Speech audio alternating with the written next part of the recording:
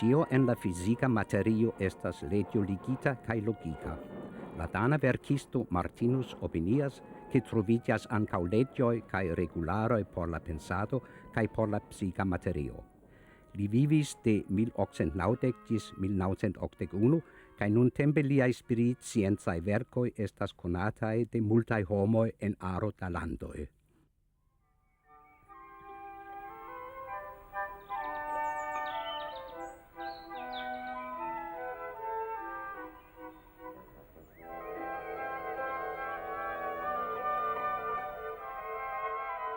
Martinus venis de Norda Danlando.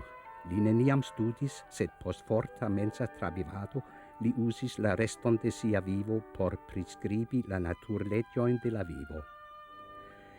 Liai cosmae spirit scienzae analysoi montras che cio estas tre bona. Iom post iom sio pri psicae cae spiritae naturlegioi ebligos al la terra homo regi sian psicon cae menson tiel, che estigios sur la terra paradiso de pazzo cae amo. La legioin quiu regas la fisican cae spiritan universon Martinus nomas cosmologio. Ti estas instruo pri la legio ligita cae bon orda universo, malo al chaoso cae hazardo. Martinus verkis siain analisoin sur pli ol 6.000 pagioi. Kelkai el liai libroi estas traducitai en multain lingvoin. Li comencis verki, ciam li estis 30 post la forta mensa trabivado. Gi donis al li la capablon verki plene logican prescribon de la viv mistero, li mem diras. La evoluo de la unuopae homoi iam post iam consistas en tio, che laŭgrade ili liberiĝos de sia politica kaj religia dependeco, kaj ke pli ili grandigos sian psikon aŭ konscion sur base de kompreno, scio kaj memtravivado. Por tio necesas scienco pri la spirita realo de la universo, nova mondbildo, kiu montras la interagon de la detaloj kun la tuteco. Kompreneble troviĝas homoj, kiuj el tiu spirita scienco creas novan religion, sed tio simple montras che ili ancora ne capablas compreni gin. Per miei cosmai analisoi, mi ne desiras esti autoritato, kiun homoi devas credi, la unuopa spirit esploranto, kiu interesigas pri la cosmai analisoi, devas zorge studi cae elprovi mian vivo vergon.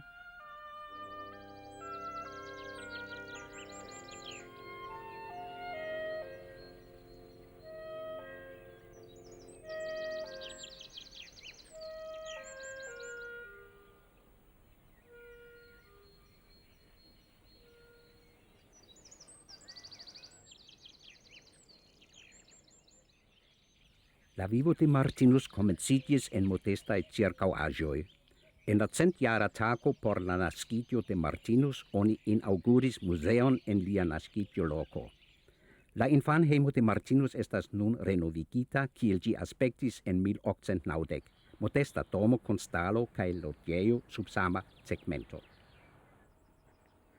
Martinus nascitis la 11 de Augusto 1890. Tiam la domo estis malriĉa kaj situis solece, nuntempe la vilaĝo estas proksima.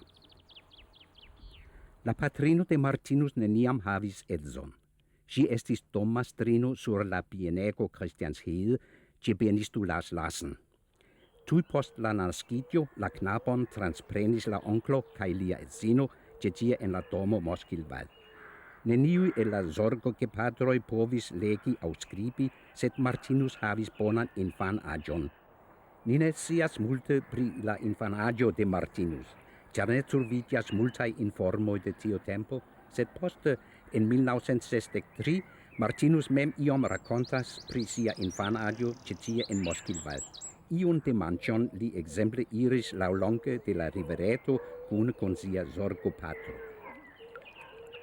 Denne grøft, den var ikke ret stor, men jeg var jo heller ikke mere end 5-6 år. Jeg var måske ikke engang 6. Jeg hoppede over, inden jeg kunne så hoppe over, frem og tilbage, så pludselig blev det sort. Så blev jeg grebet op, så var jeg faldet ned igen. Og jeg har fået nogle meget fint tøj på med blanke knapper, og jeg var så elegant. Og så stod jeg ud med tørveplader, jeg hele ansigtet. Så da jeg kom hjem til mit bladmor, så blev hun jo meget fri. Jeg har der på fly. Men da jeg nu var drukket, så var jeg ikke ulykkelig.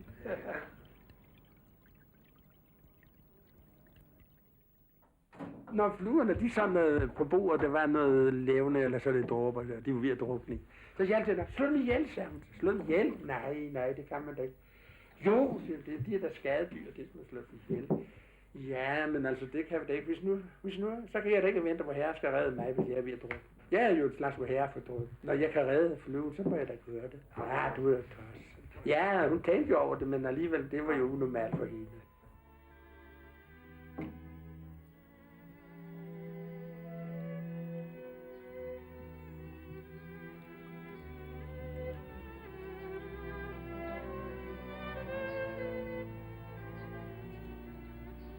Kiel sepjarulo Martinus comences en la lernejo en Sindal, kiel li ricevis la plene cesan instruadon. Du ople 3 horojn semajne en la somero kaj iomete pli en la vintro. Necesis promeni 4 horon por veni al la vilaĝo Sindal. La vilaĝo kreskis ĉirkaŭ la stacidomo, kiam la fervojo estis konstruita. Martinus tre ŝatis sian lernejan tempon precipe la instruadon pri bibliaj rakontoj, kiuj plaĉis al lia sentema menso. Sed ne ĉion en la kristana instruo li povis akcepti. Og så gik han jo der og forklarede der om Bibelen, og så kom han ind på, ja, det var jo forfærdeligt, hvis man et par mennesker, de fik et barn, og det døde, inden det blev døbt, så var det jo lige til helvede, sagde han. Og det tænkte, det var da forfærdeligt. Det kan det ikke. Så kom man sen ind på, at ja, og så er det jo uægte børn, det er altid en forbandelse over dem, de er jo aldrig til noget. Og jeg tænkte, det kan ikke passe. Nu han kan ikke være, han er ikke væk på mig. Jeg kan da ikke nu vide, hvad jeg er ikke luet. Det må da være skrækkeligt, at jeg skulle være forbandet, fordi jeg var født på den måde, at mine forældre, de altså ikke var gifte. Jam de la naskiĝo Martinus estis malfortika, sed tamen volis edukiĝi kiel forĝisto. Sed tiu laboro estis tro kruda por li, kaj post monato li ricevis laboron ĉe pianisto, kie li restis dum la somero. De tiam kaj ĝis Martinus fariĝis 10-jara, li estis brutoknapo sur bienoj en la ĉirkaŭaĵo, lastatempe ĉe la vilaĝestro en Sindal.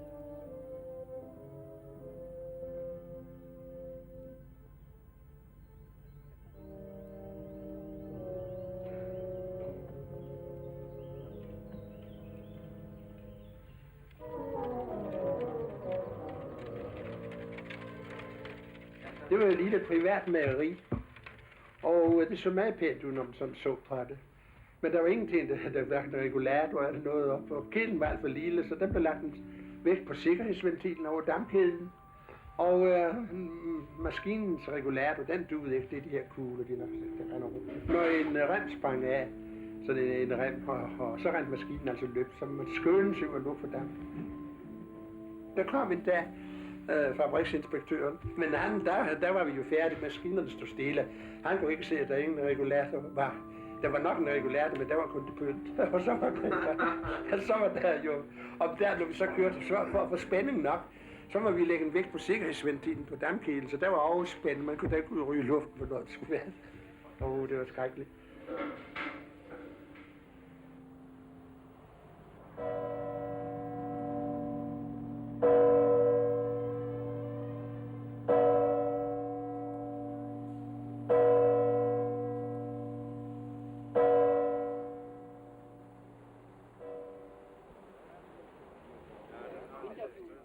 Og jeg kom så den aften, før jeg har fået lavet hotelværelse det hele, så skulle jeg jo ud og gå og strøge, og jeg har jo det her med rådhusklokken, de minder med den der om den nat der.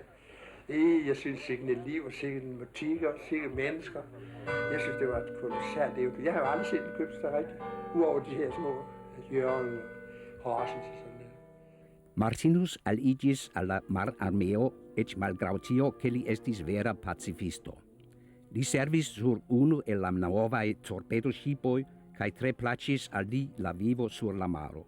Kiel edukita lakteisto, li nature fariĝis hejtisto, sed baldaŭ li estis elektita kiel servisto por la maŝinestro. En tiu tempo ne existis la ebleco esti militrifuzanto, sed en la plej granda parto de sia soldata tempo Martinus ne estis sub komando kaj neniam li portis armilon. Mallongan tempon poste komenciĝis la unua mondmilito, sed en 1913 multaj ankaŭ elstaraj politikistoj opiniis, ke nun la homoj estas tro evoluintaj por militoj.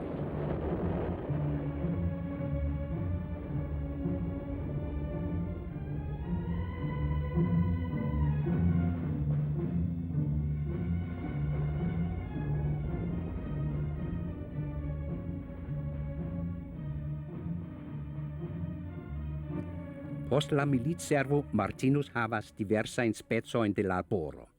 Kiel noktogardisto, kiel poŝtisto kaj dum pluraj jaroj li estis dungita en oficejo de laktofirmao. Iom post iom moviĝis profunde en lia menso, sed li ne komprenis kio okazis. Je sia surprizo li sentis, ke tiu emo, kiun ĉiuj liaj amikoj havis por edziĝi kaj establi hejmon, ne ekzistis en lia konscio.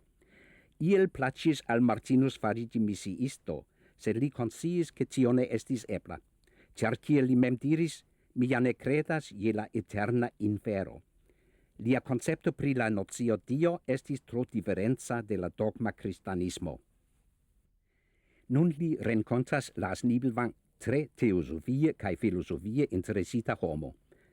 Ilia renkontiĝo kondukas rekte al tio, ke en marto en 1921 Martinus havas profundan spiritan travivadon, kiu komplete ŝanĝas lian vivon kaj faras lin kapabla verki sian vivoverkon, la kosmologion, verko kiu poste faris lian nomon konata en pluraj landoj.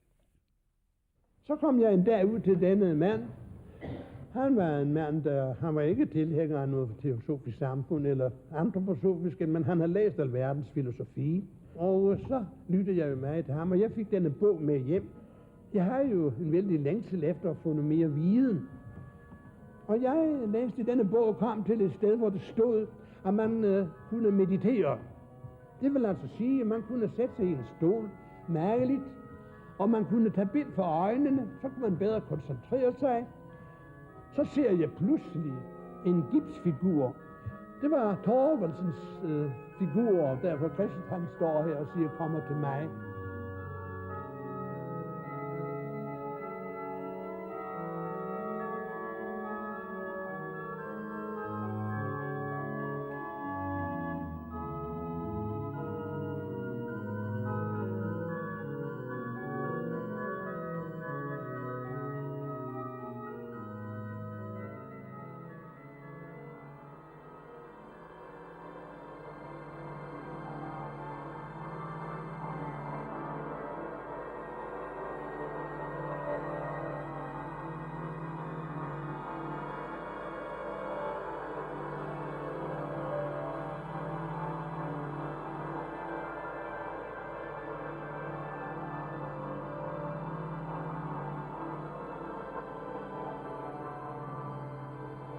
Forsvandt. Min organisme, værelse, hus, alt, jeg sad kun i nogle gyldne stråler. Og jeg følte her kolossalt tryk på min bevidsthed.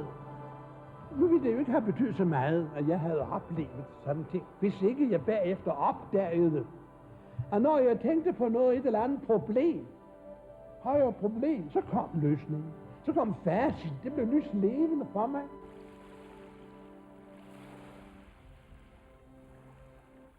En la jaroj post tiu forta mensa travivado Martinus komencas verki.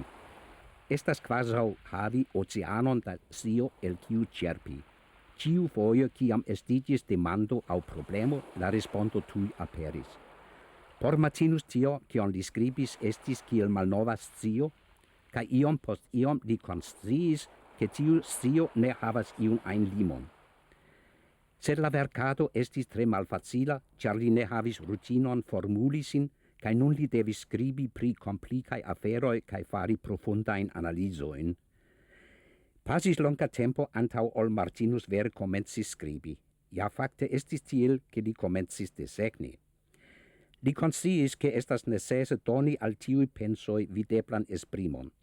Tial li desegnis longan vitson da symbolae illustragioi montrantai la tutan mondbildon, la eternetson cae la senfinetson. Martinus consciis che por la moderna intelligenta homo estas granda avantaggio povi apogi sin al symboloi cae aliai illustragioi. Tial li tia maniere traducis la spiritienzain combinoin cae faris ilin videblai cae alireblai. Troen på det gode, netop fordi de selv er blevet udviklet i human retning. En 1930 Martinus faris sian unuan publican prelegon por pli ol 200 homoi. Tio okazis en Copenhago. Li estis nervosa kaj ĝenetza kiam li iris sur la podion, sed post kelkaj minutoj li formetis sian manuskripton kaj fascinis la aŭskultantojn dum preskaŭ 2 horoj. Baldaŭ pli kaj pli da homoj interesiĝis pri la pensoj de Martinus pri la kosmologio. Unu el ili, Bernhard Löw, presentiĝis por Martinus en 1928. Li estis antaŭa fabrikisto kaj nun gvidanto de antroposofia socio. Dum tiuj sufiĉe malfacilaj jaroj Löw fariĝis unu el la plej fidelaj kaj helpemaj amikoj de Martinus. Post iom da tempo Martinus havis grandan rutinon en formulado, kaj iom post iom li ilustris la kosmologiajn principojn kaj leĝojn per klaraj simboloj. En 1928 li komencis verki livsbog La Libro de Vivo. La unua volumo eldonigis en 1932. Bernhard Löw pagis la eldonon. La 345 pagioi cae 8 color precitai simboloi consistigas nur la enkondukon al la ĉefverko. Martinus ricevis multajn leteroin por respondi, ca iun tagon Bernhard Löw proponis ke li havu kunlaboranton. Juna viro Erik Gerner Larsson faritis la unua kunlaboranto. Li estis giardinisto, sed rapide interesitis pri la kosmologio, kaj baldaŭ li faris studrontojn kaj prelegoin. En 1933 aperis la unua numero de la revuo Cosmos, kiu nuntempe estas eldonata en 5 diversaj lingvoj.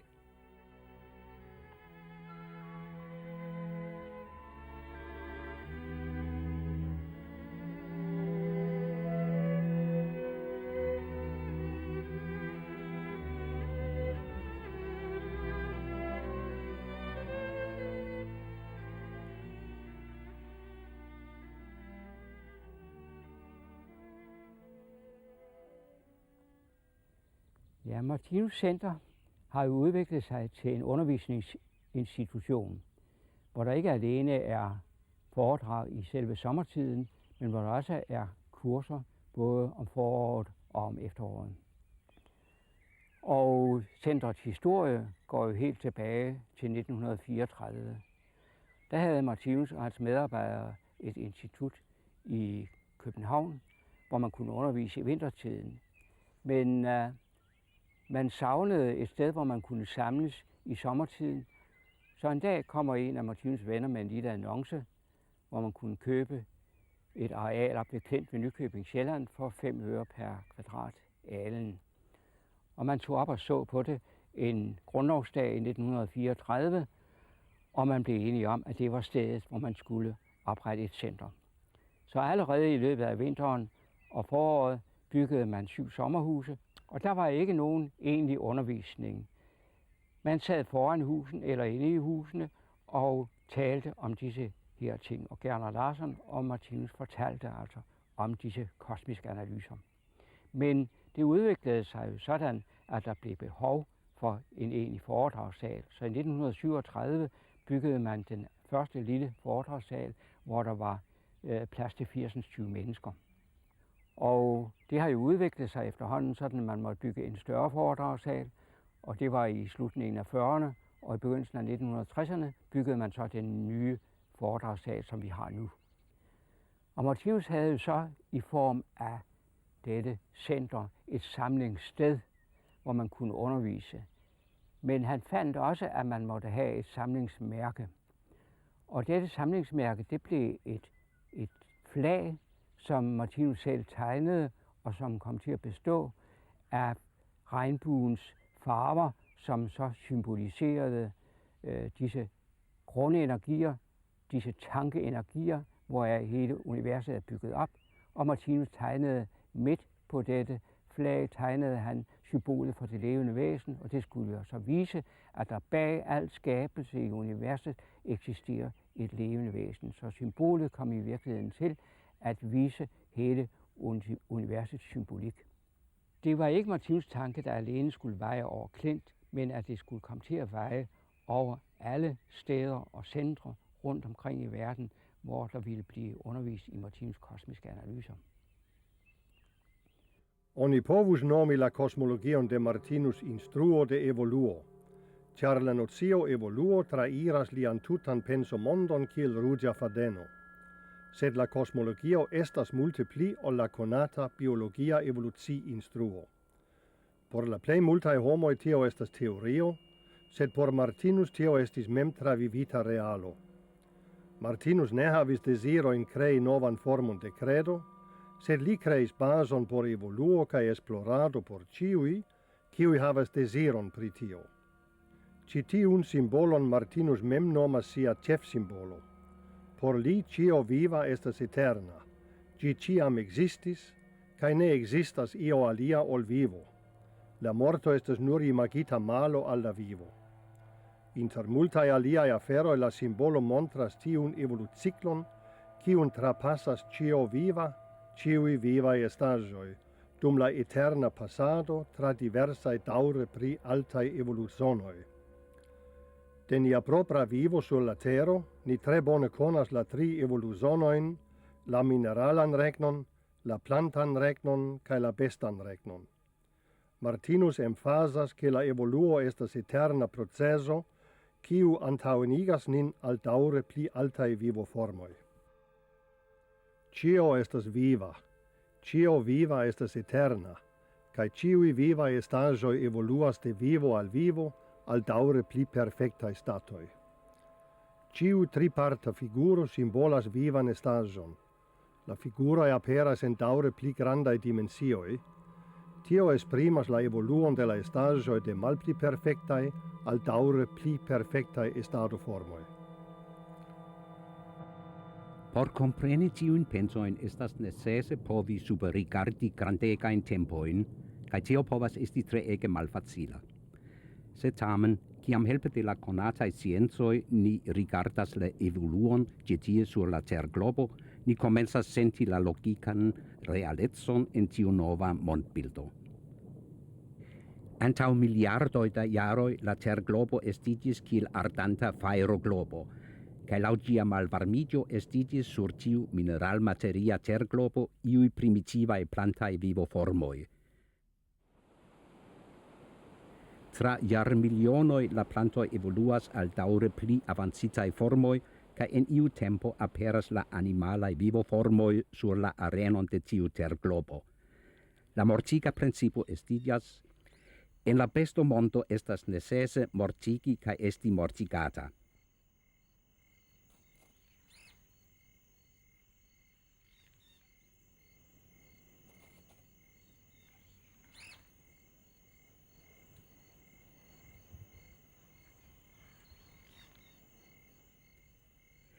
Sed ancau la bestae vivo formoi evoluas al daure pli altae formoi de vivo. La homo do estas la provisora resulto de la evoluo, sed ciu estas logica opinii che la evoluo haltas cicie. Ciu estas maleble imagi daurigon. Martinus consideras la terran homon parto de la besto regno. Ancora la homo trovidias in la regiono de la mortiga principio. Cae ancora trovidias obstaculoi por venci antau ol ni atingos monton, kie cesas la mortiga principio, tiu monto, cium Martinus nomas la vera homo regno, kie per forto cae mortigo estas maleblagio. Consol por ciu suferanto, memoru de secundon antau mallumo, plenas gis culmino, funebro venas al sia fino, cae echas la plei antiqua ordumo, ec estu lumo.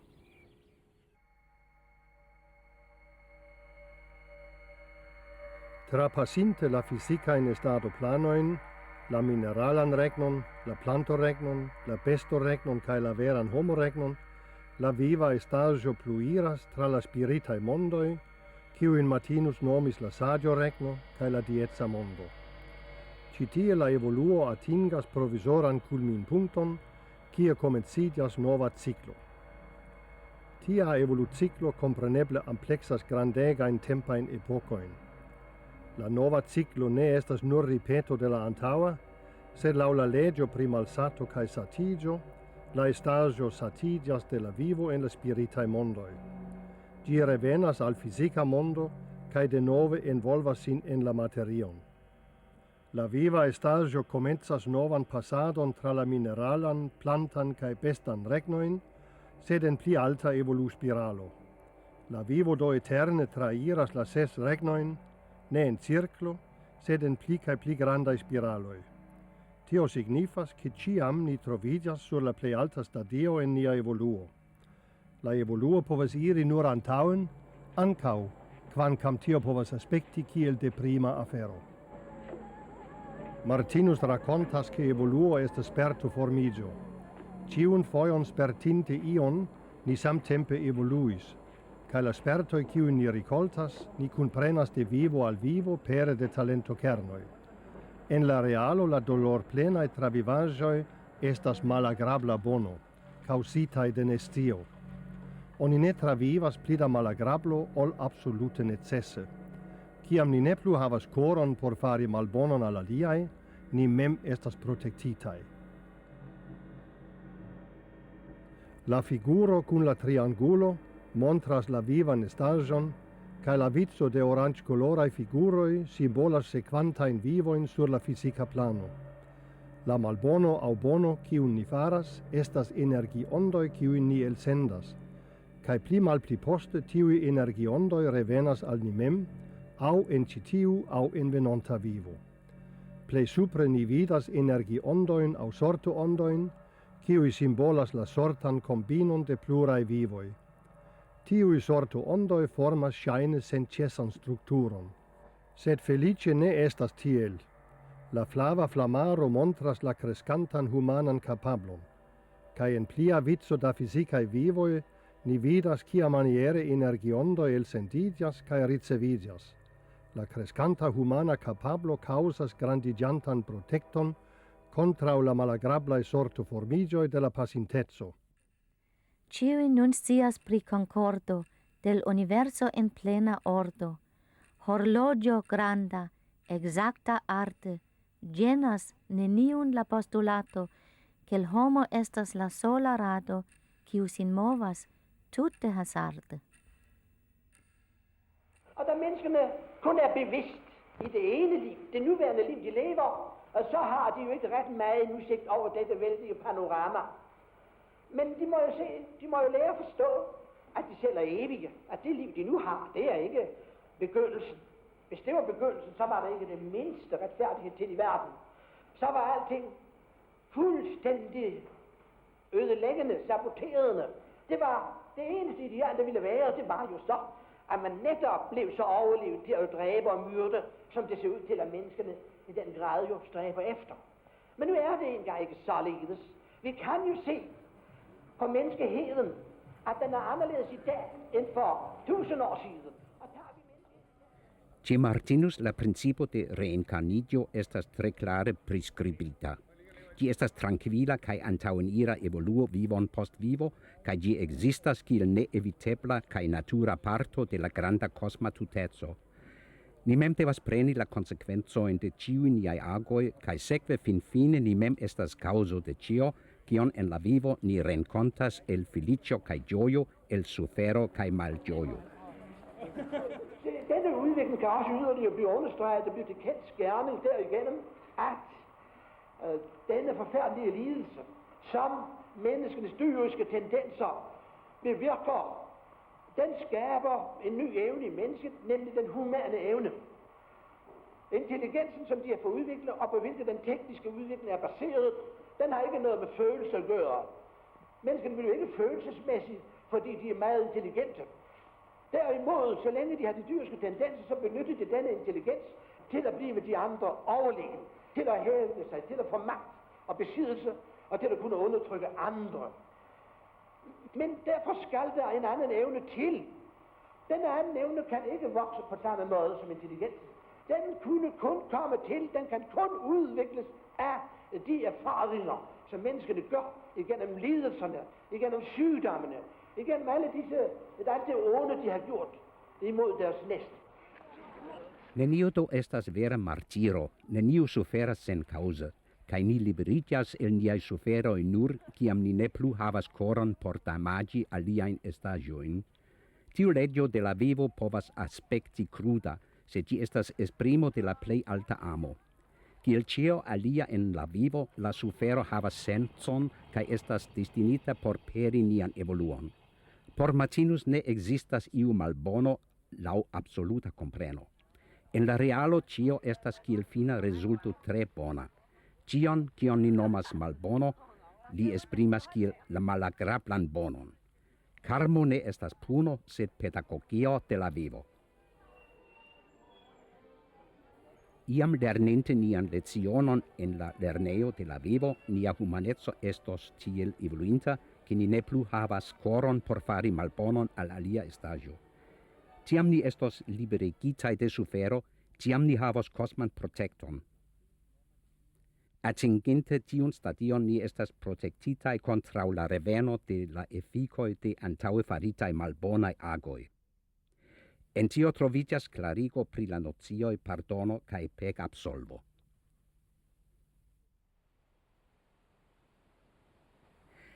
Martinus nomas tiun principoin naturlegioi.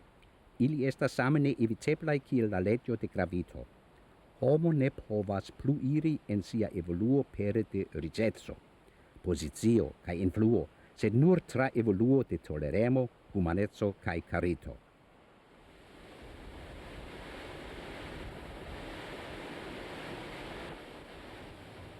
La mondo tutto formigas el 6 basae energioi. Ciui 6 energioi ciam trovigas en variae combinoi sur la diversae statoplanoi. La evoluo daure ocasas tra la minerala regno, la planto regno, la besto regno, la vera homo regno, cae plue tra la spiritae mondoi. Rigardante la planto regnon ni vidas, che ciui 6 energioi havas influon en diversae gradoi. Du el la energioi esas crescantai, du estas malcrescantai, cae unu, nome la intelligento, estas latenta. La instinct energio culminas citie cae estas la domina vivo factoro en la mondo de la plantoi. Ce la plantoi la vivo funccioi directigas instincte au automate. La plantoi havas absolute neniun capablon reagi intelligente, sed ili povas senseti agrablon cae malagrablon. Ili etendigas lau la lumo cae la varmo, cae alturnas sin por plene elusi la existantain circunstanzoin. En la besto regno culminas la pes energio. Cine estas tuta la samo kiel la gravito forto au la mas altiro. Sed en la terminaro de Martinus, pes energio estas tiu factoro, kiu estas baso por cio el fisica naturo. Cae gi estas tiu factoro, kiu peras la principon mortigi. En la mondo de la bestoi la afero mortigi estas absoluta viv condicio, cae al grade la samo validas en la mondo de la homo, sed citie la mortiga principio nun estas culmina cae post reductigios. En tiu evolu epoco, cium Martinus nomas la vera homo regno, dominas la sent energio, cae humanezzo, cae hom amo regas la mondon. Ancora la terra homo ne estas fin evoluinta homo, sed survoias por farigi fin evoluinta. En siae libroi Martinus racontas pri la evoluo de la ter globo, cae pri la estonta mondo stato. Sufero cae doloro estas tiu voio despertado, quiu conducas antauen al consento, humanezzo cae cio amo. Alla perfecta homo cae al paradiso de pazzo sur la tero. Amo estas la basa tono de la mondo tutto. La nun tempan terran homon Martinus do caracterizas kiel transiran estagion inter besto cae homo, sphinxo, kiun symbole presentis jam la malnova Egiptoj kaj kiel ilustras tapiŝo sur la vanto ĉe Martinus. Martinus vojaĝis multe, ĉe tie en 1961 al Egiptio kaj Palestino. Ofte li ricevis invitojn por fari prelegojn kaj tial li vizitis forajn lokojn. Islandon Martinus visitis 7 fojojn. Li amis la vojaĝojn kaj la islandan popolon, certe pro la varma acceptemo kaj granda toleremo de la homoj. Jeg husker det godt, og vil aldrig glemme det. Når jeg så Martinus og talte med ham, lærte han lidt at kende. Han lignede Jesus mere end noget andet menneske, jeg har mødt i hele mit liv. Og det var noget mærkværdigt ved det. Han behøvede ikke at sige, at det var i den bog. Nej, det var lige som om han havde kendt ham, og det var mere. Jeg syntes, som han havde indlevet sig, den personlighed, Jesus var. Og hvad han sagde, så var det som om Jesus sagde det selv. Det syntes jeg så mærkværdigt, at det glemmer jeg aldrig.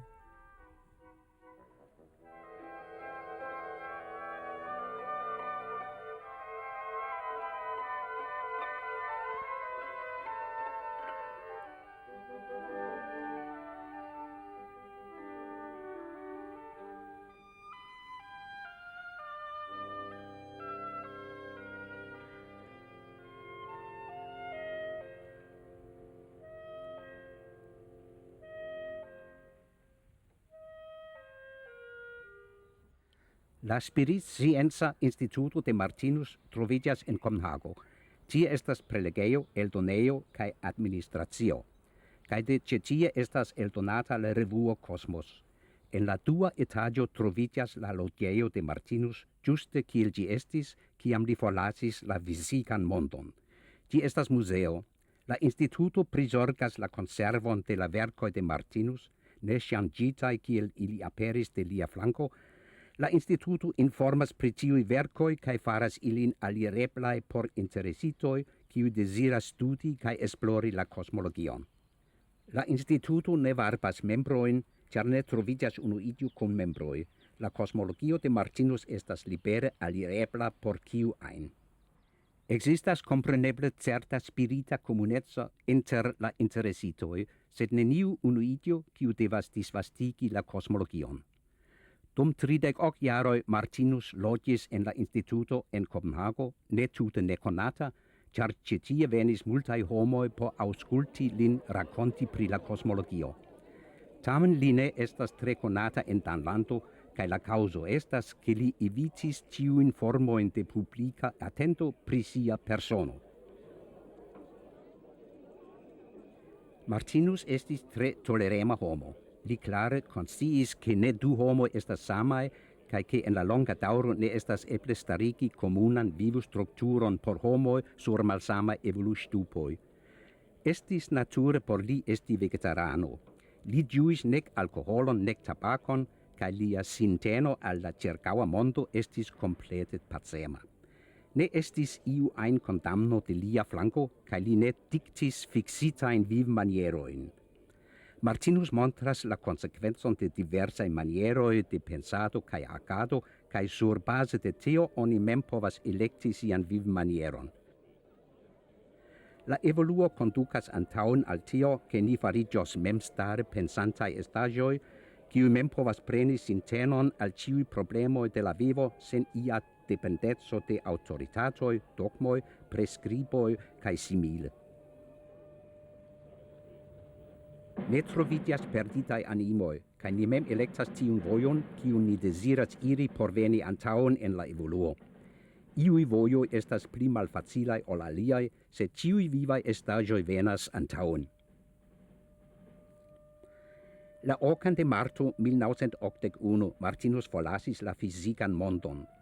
Ĉe la sepulta soleneco en la Kopenhaga koncertejo Tivoli la 29 de marto kunagis konataj danaj muzikistoj kaj konata dana aktorino. la actorino Ellen Malberg presentis la postscribon per kiu Martinus finis sian ĉefverkon. Cara patro, mi sentas vian mirindan proximecon, kiam mi directas mian rigardon en la senfinan profundon de la spaco, kaj kiam tra la brilo de milnombraj steloj vi presentas por mi, kia maniera tra iliaj radioj vi caresis nian terglobon en la pasinteco, kiel ankaŭ en la nuntempo.